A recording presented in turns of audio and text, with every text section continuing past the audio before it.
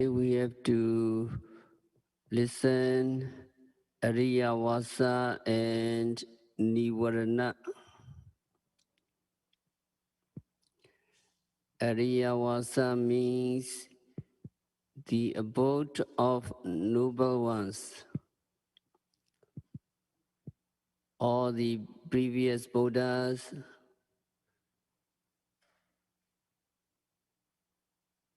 Vipassi Buddha, Sikhi Buddha, Visabu Buddha, Kakusanda Buddha, Konagamana Buddha, and Kasaba Buddha, etc. And his noble disciple dwelt in this Ariyavasa. And also our Gautama Buddha and his noble disciple in the current holy order have been dwelling in this Ariyavasa.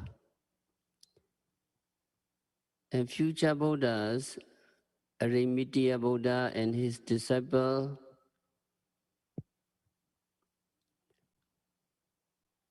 we dwell in this Ariyavasa.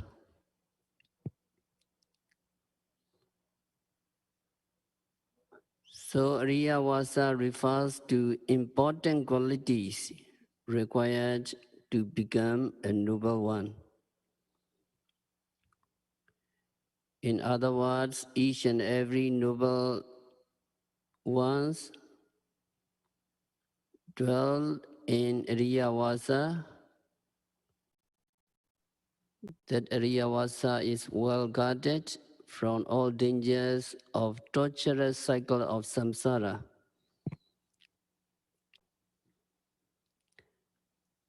So the abode of noble ones provides us refuge from all kinds of potential danger in samsara to help all of us attain such great refuge. Buddha delivered this sermon Ariyavasa. So when we practice mindfulness meditation,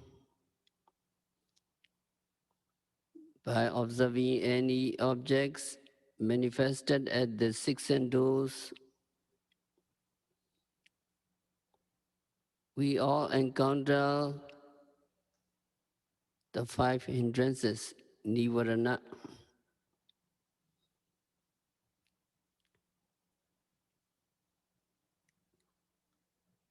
If the yogis, having not yet developed continuous mindfulness and strong concentration,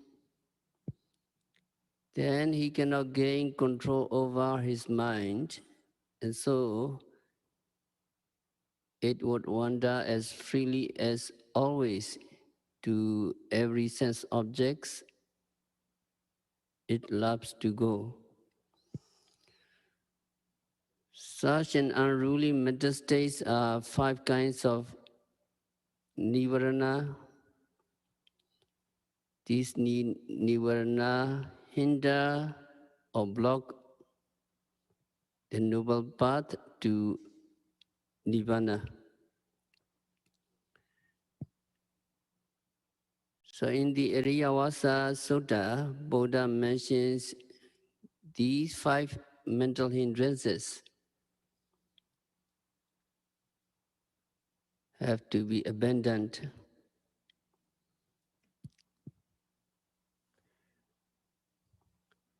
So practitioner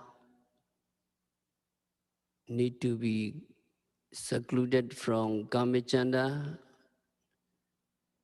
Nivarana, and also he or she need to be secluded from Akusala, unwholesome mental states, such as Vyavada, evil, Tinamida, sloth and torpor, Odija, Gogoja, restlessness and remorse, and Vijigeja, skeptic and doubt.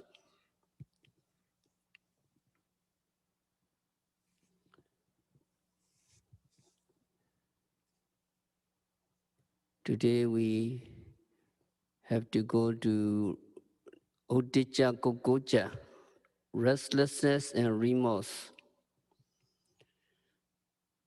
Restlessness means the inability of the mind to stay with one object. The Pali word for restlessness is odija. That means shaking above.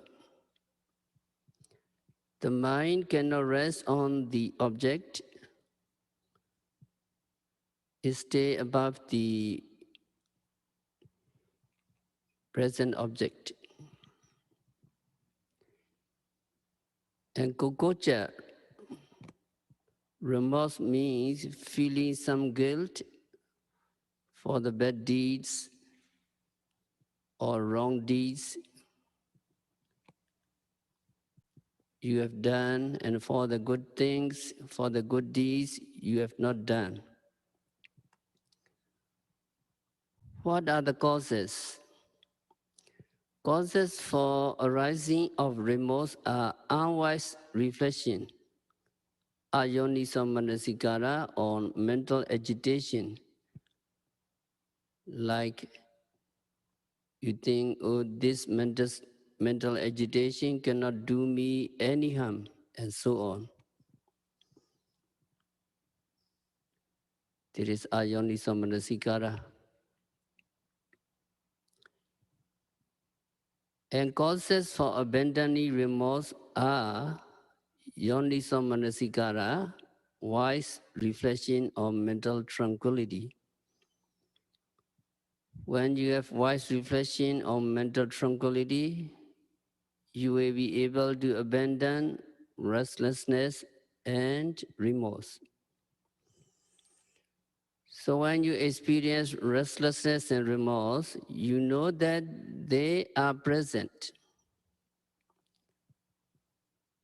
And when they have disappeared, you know that they are absent. That means when you experience restlessness, you make it the objects of your meditation. You noting continuously restlessness, restlessness, restlessness. Or when you experience remorse, you just note remorse, remorse, remorse. After you have taken note of them, restlessness and remorse will disappear.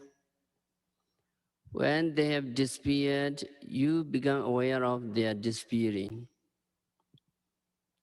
You note it. Disappearing, disappearing, disappearing.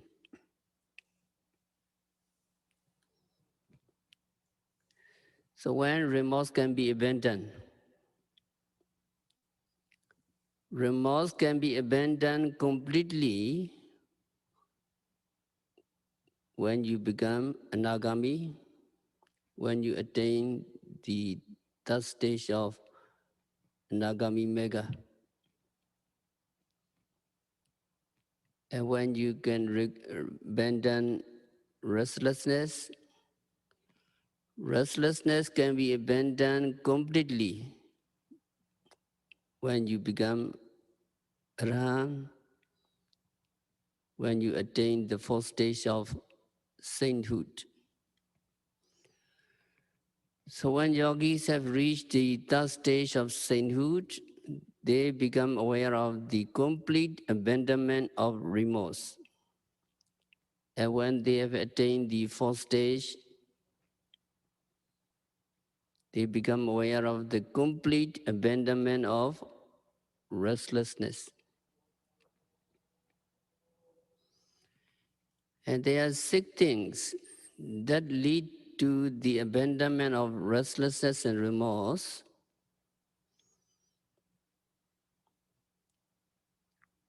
The first one is reaching the state of being learned in the teaching of the Buddha. Practitioner try to have a good knowledge of the teaching of the Buddha.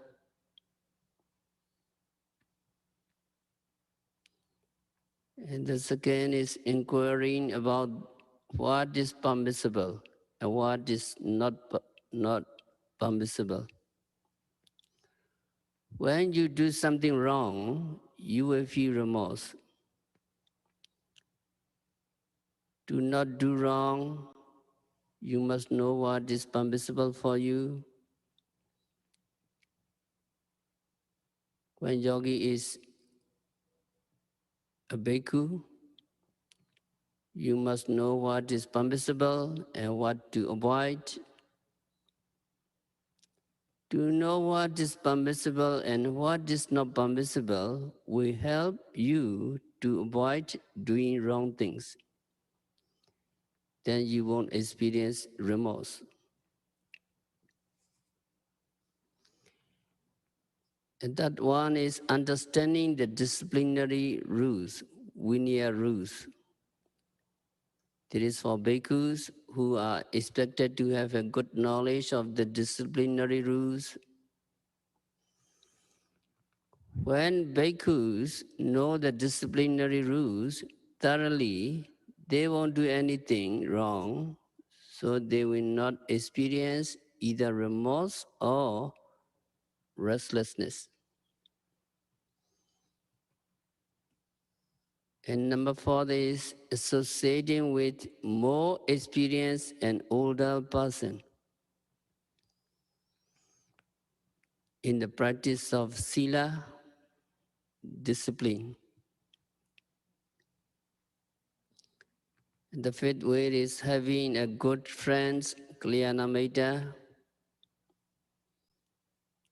Kalyanamitta, a good friends can help you to abandon restlessness and remorse.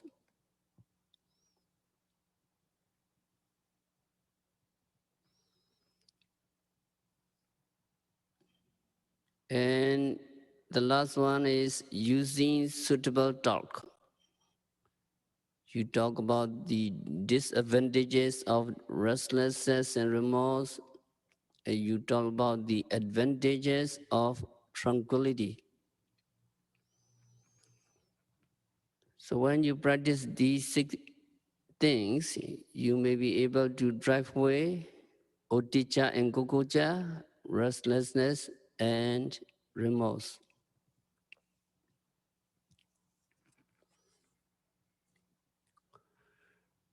Regarding oticca, restlessness, here is a story from Dhammapada, the story of Sangarakita.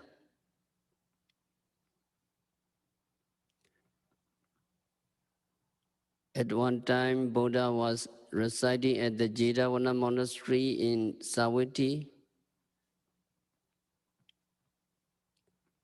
and there lived in Savatthi a senior bhikkhu.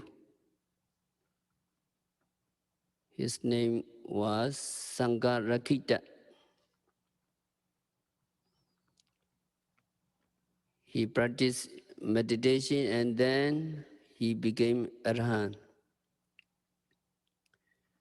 So that Arahant, Thera Sangarakita, his sister,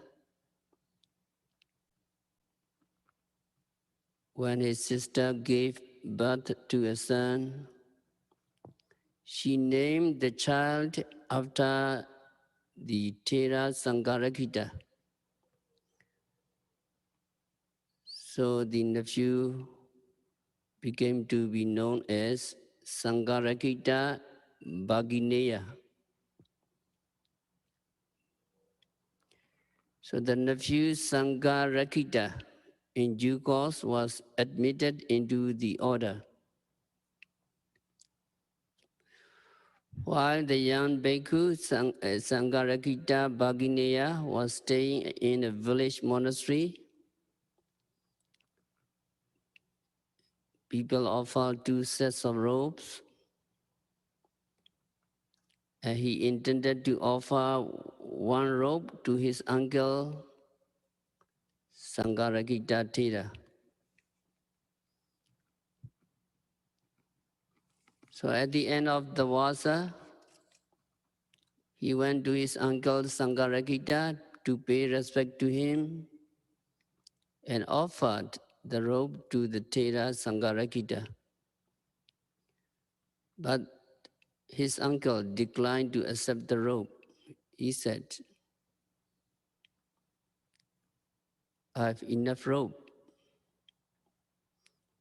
so only just you use yourself. Although the nephew Sangarakita repeated his request, the Thera would not accept the robes,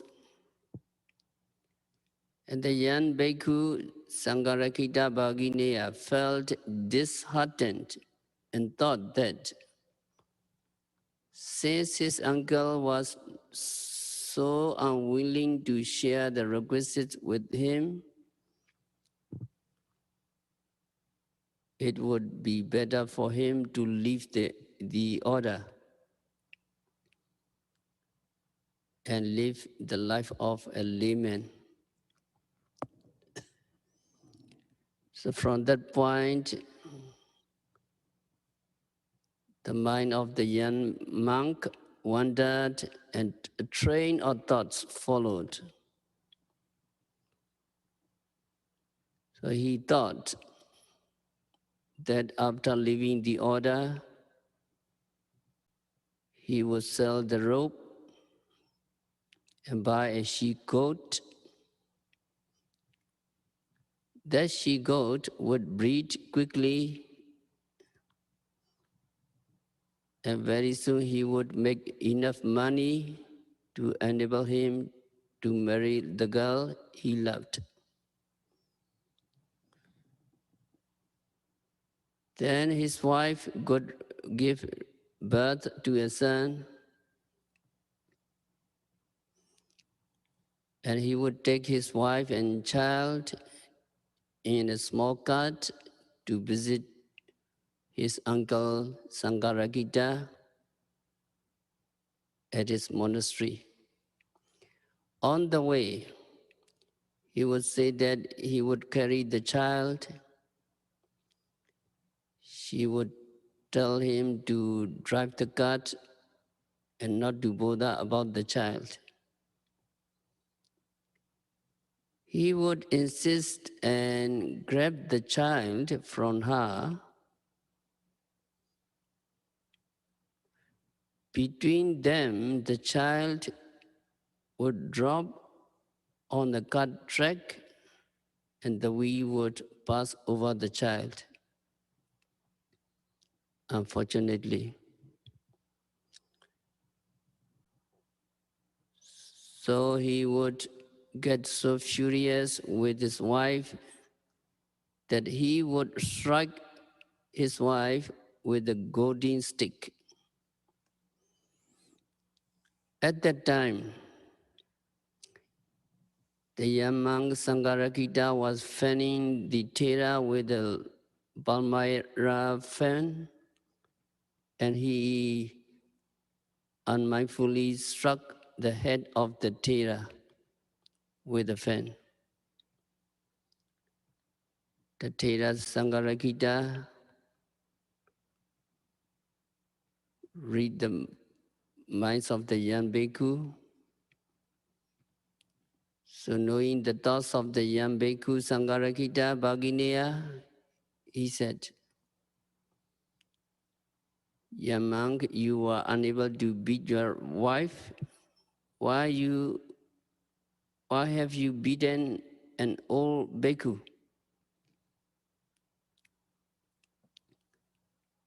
Then young Sangarakita was very much surprised.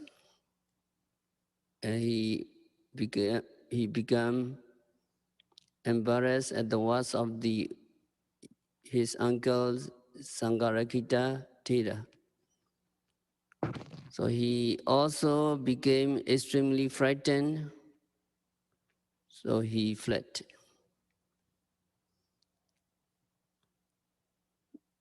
When he fled, young bhikkhus and novices of the monastery chased him and finally took him to the presence of the Buddha.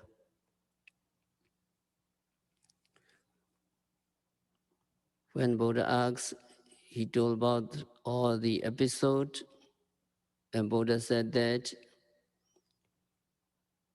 the mind has the ability to think of an object even though it might be far away, and that Yogi Bhikkhu should strive hard for liberation from the bondage of raga, dosa, moha, passion, evil, and ignorance. So Buddha spoke in verse. Turingama ekacharam asariram guhasayam. Ye chaitan sanyame sandi maukandi marabandana. The mind wanders far and moves about alone. It is non-material. It lies in the cave chamber of the heart. So those yogis who control their mind will be free from the bonds of Mara, the evil one. So after delivering this stanza during Gamma, Ikachara, Asariram, Guhasaya, etc., the young bhikkhu, Sangarakita Bhagineya, attained Sotapati fruition. So that is the story of Sangarakita Bhagineya, who had restless mind. So his daydream is horrible.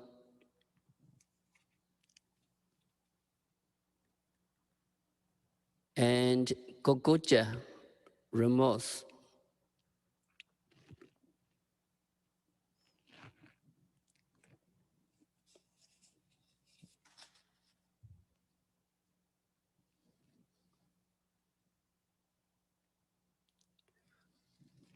Remorse is a regret about a mistake done verbally or physically.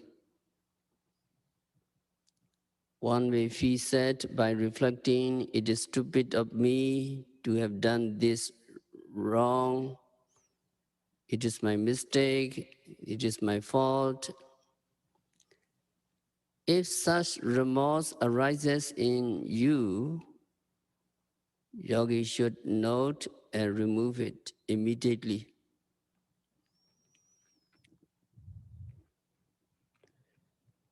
A man who is in hostage to this hindrance becomes virtually like a slave.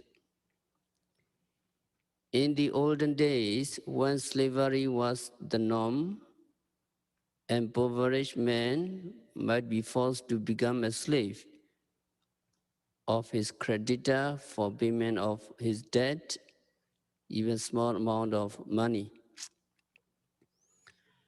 As a slave, he would lose his freedom and other human rights and put himself at the mercy of his master.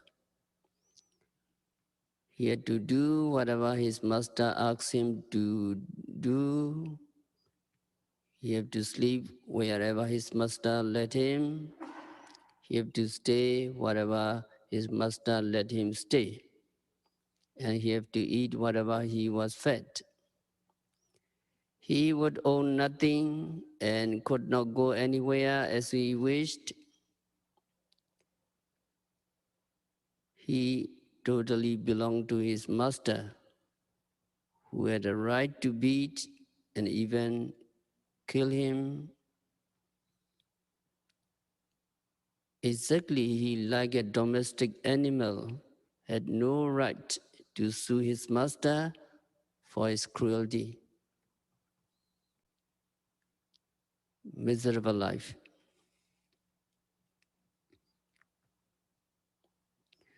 So for the termination of such horrible slavery through legislation,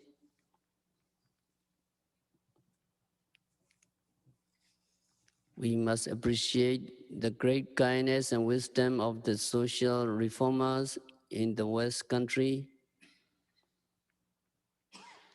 Yet even today, there are some areas where the people have no human rights and are de facto slaves of the powerful elite. It is really horrible. So we should make all out effort to free ourselves from restlessness and remorse.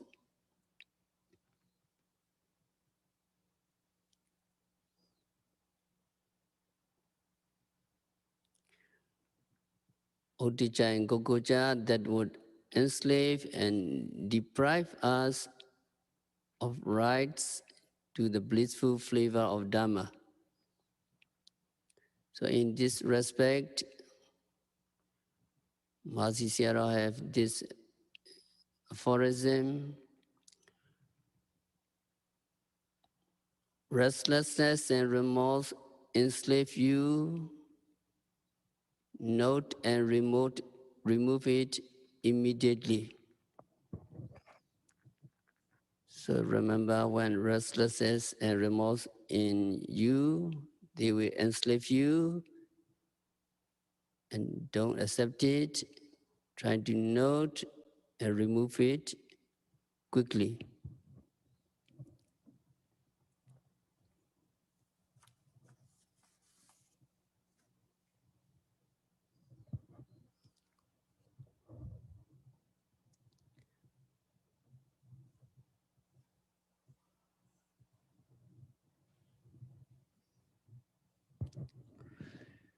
The last hindrance is Vichikacha, skeptical doubt. In the Masatipatthana Sutta, Buddha mentioned when doubt is present in yogi, he knows there is doubt in me, or when doubt is absent in him, he knows there is no doubt in me. There may be doubt about the Buddha, doubt about the Dhamma, doubt about the Sangha, doubt about the practice, doubt about the topics of meditation. All these things can become subject to doubt. Causes for arising of doubt are unwise reflection on things that can cause doubt or doubt itself. Causes for abandoning of doubt are wise reflection, yoniso manasikara, on things that are wholesome and healthy. With wrong reflection, you may have doubts about the true Buddha, you may have doubt about the true Dhamma, true Sangha, true teaching. When you have wise reflection, you won't have these doubts. So when doubts arise in you, you must be aware of them. Note, doubt, doubt, doubt. When you take note of them, after 3 or 4 times of noting, they will disappear. When they disappear, you note their disappearance, disappearing, disappearing, disappearing.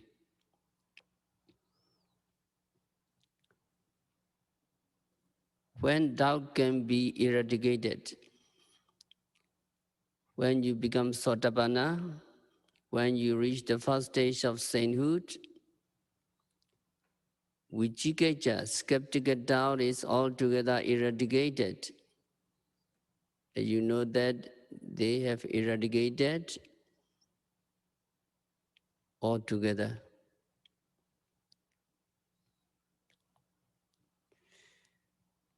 So there are 6 ways outside of Vipassana that lead to the abandonment of doubt. The first one is becoming learned in the Buddha's teaching. Try to become knowledgeable of the true Buddha's teaching. And the second is inquiring about the Buddha, the Dharma, and the Sangha. You ask question about the Triple Gem. When you have doubt, you will be doing the right things by asking many questions about the true Buddha, true Dharma, and true Sangha. So when you have doubt, you ask question and remove the doubt.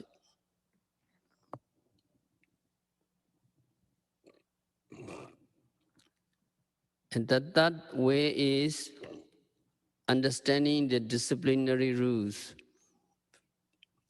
This way is for bhikkhus. When you understand the rules, vinaya, then you know what to do, you know what not to do. So you have no doubt.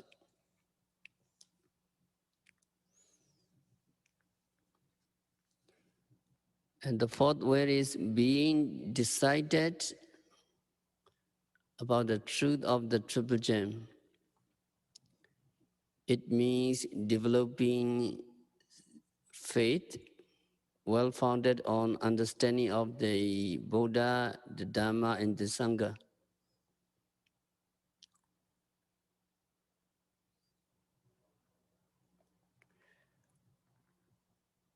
When you see the Buddha, when you see the Dharma, you see the true Buddha. The fifth way is having a good friends, have a good friends who have this kinds of confidence of faith in the true Buddha, Dhamma, Sangha. And the sixth way is using suitable talk. Talk about the disadvantages of doubt and talk about the advantages of the disappearance of doubt. When you practice meditation and doubts comes to you, and they may come to anyone, just make these doubts the objects of meditation.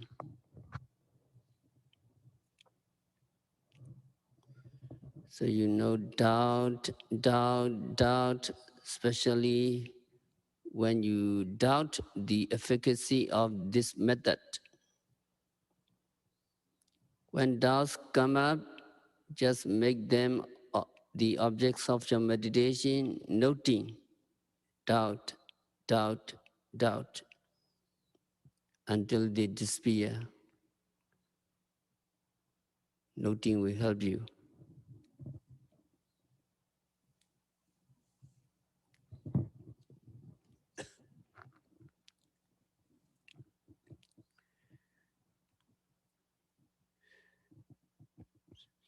So this hindrance to enlightenment, Vicikiccha, is not the doubt as to our daily affairs, like whether we should take this road or we should take that road to our destination, or whether someone's name is this or that, and so on.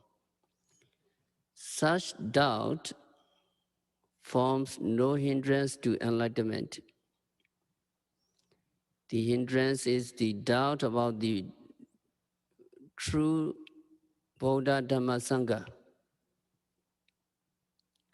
Doubt about whether the Gautama Buddha, the historical Buddha, is really the omniscience, whether the enlightenment, Megaphala, and ultimate peacefulness, Nibbana, are really what they mean, and so on.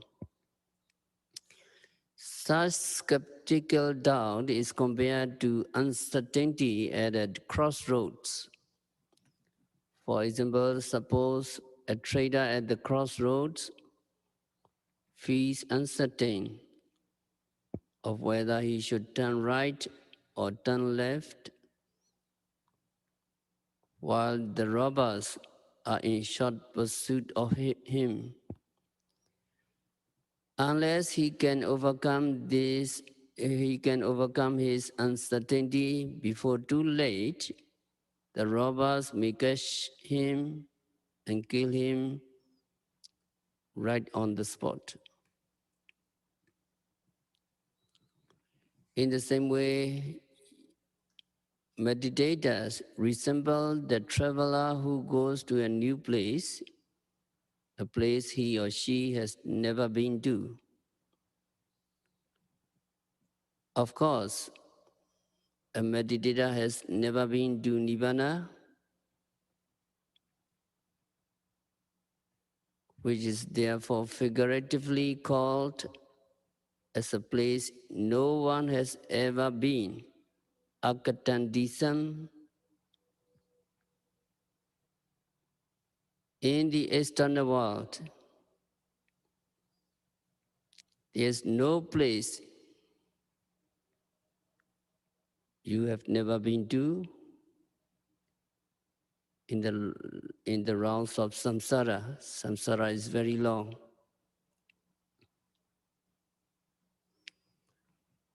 A new place means just a place you cannot remember. You think it is a new place because you do not remember. Actually, you have been there. Literally, there is no country in this world. There's no realm in the celestial world except for the Sodawasa 5 pure abodes that you have never been to. Or the celestial realms, you have been there. You have been to Chatumarajika.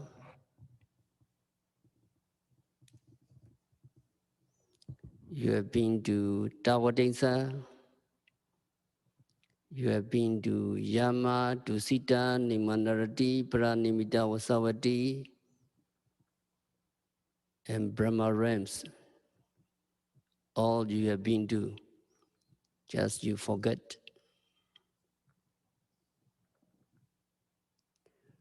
But Nibbana and the path to Nibbana transcend ordinary human experience. Exactly like a traveler to a new place in a secular world,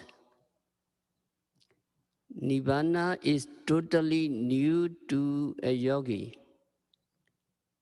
And so, yogis should strictly follow the guidance given by the Buddha instead of harboring the skeptical doubt about it.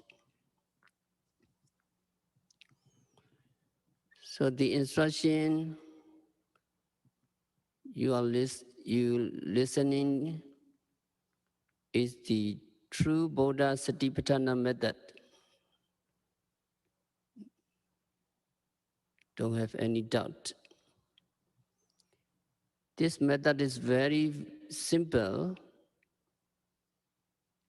It requires us just to be mindful of all psychophysical phenomena occurring at the six sense doors, eye doors, ear doors, nose door, tongue door, body door, and mind door.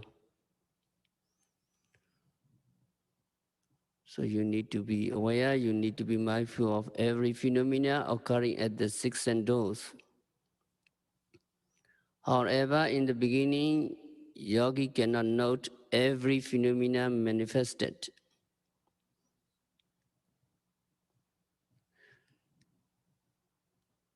So, teacher recommend to start the practice with limited objects, just with the rising and falling of the abdomen, because as many dedicated meditators affirmed, it is the easiest object to note among others and also ensure uniformity among the meditators. Of course, you can start with any phenomenon as manifested at the six sense doors. Nothing can be wrong with it if it is obvious enough, it is prominent enough to be aware of. So you can start with the practice with the observation of seeing, hearing very clear. You can start the practice with the hearing or smelling or tasting or touching or any parts of your body like head, leg, ears or any parts else. You can also start with mindfulness of thoughts, thinking. You can start. So teacher never mentioned any phenomena as the wrong objects for vipassana, as long as it represents five aggregates comprising the mental and physical phenomena, nama-rupa. So for the reason mentioned, teacher instructs yogi to start their practice with the abdominal movement, rising and falling of the abdomen, in which the air elements Vayodhatu prevails in terms of motion, tightness, or pressure. So the rising and falling of the abdomen is all about Vayodhatu, air elements, one of the four primary elements. The commentary recommends us to start vipassana with the observation of four primary elements. For Mahabhuta. On the other hand, we can start with observation of jhanic mental states if we practice vipassana on the basis of samatha, jhanic concentration.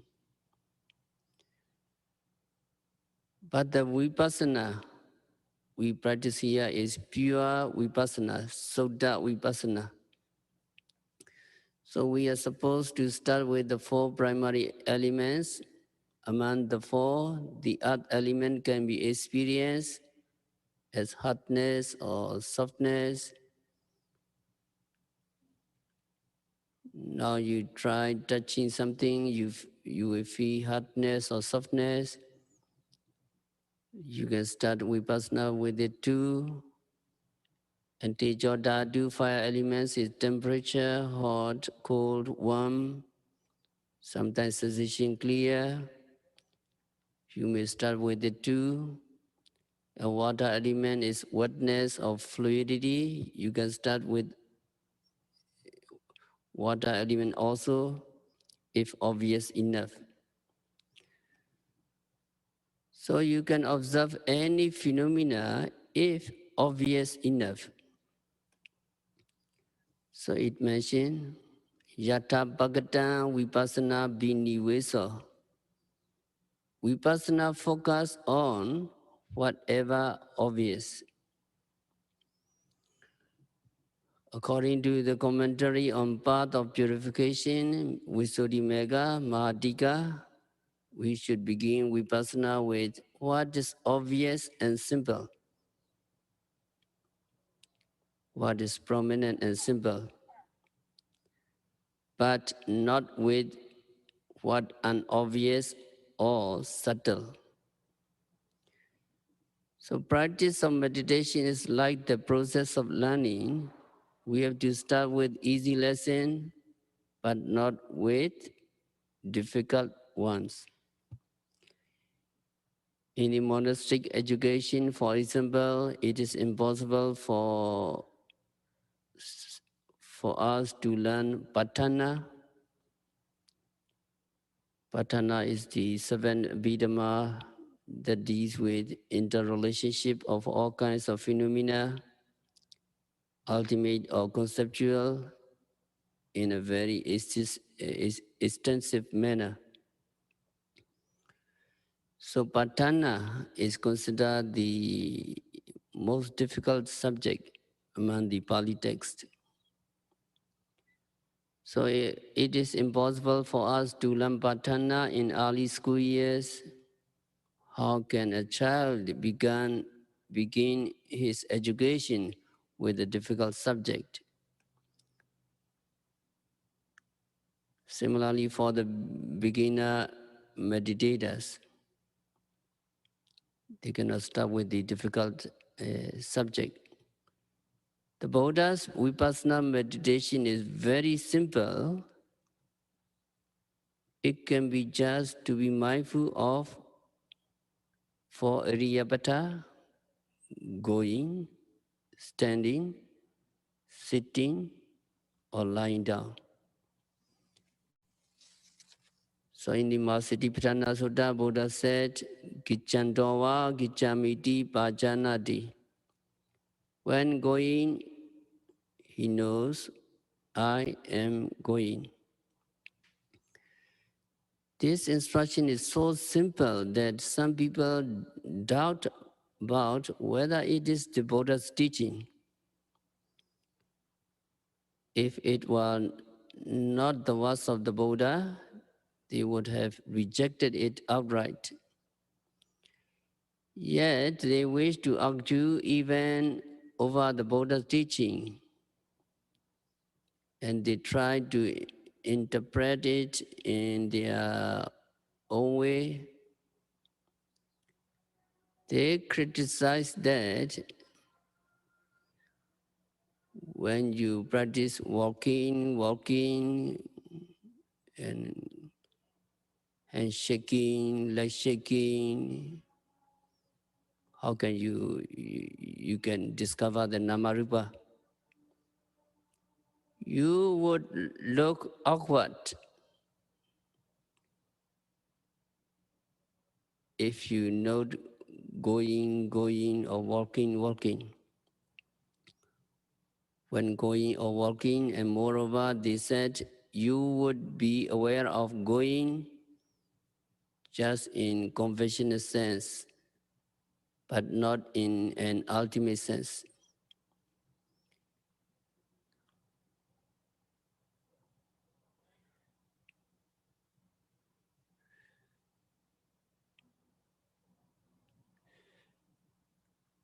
So if the Buddha had intended to emphasize the ultimate phenomena, that is Namarupa, mind and body, and Buddha would have said in this way, Kichandowa Namarupandi Pajanati.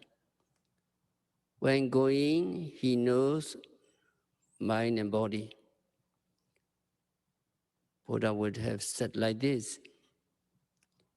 In reality, Buddha just instructed, when going, he knows I am going. Kichantowa Kichamiti Pajanati.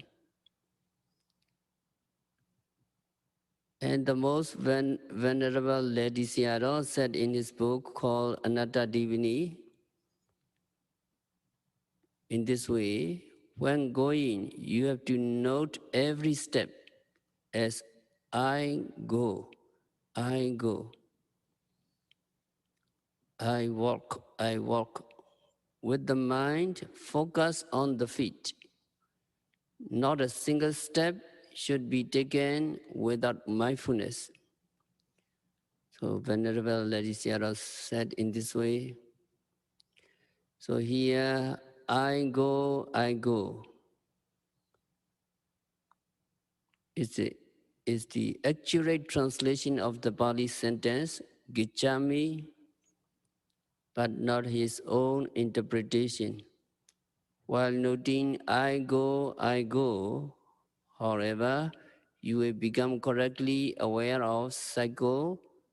You can correctly aware of physical movement and the mind that generates movement when your mindfulness is continuous and your concentration gets strong enough. That is why teacher asks the yogis to note when you go, you have to know going, or walking in a short form instead of the full sentence, I'm going or I'm walking.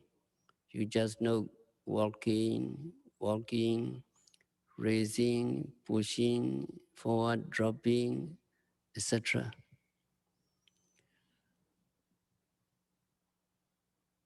So teacher instruct them to note concurrently any activity they do, like lifting the foot, moving it forward, putting it down, and so on. This is the easiest method, requiring only bare awareness.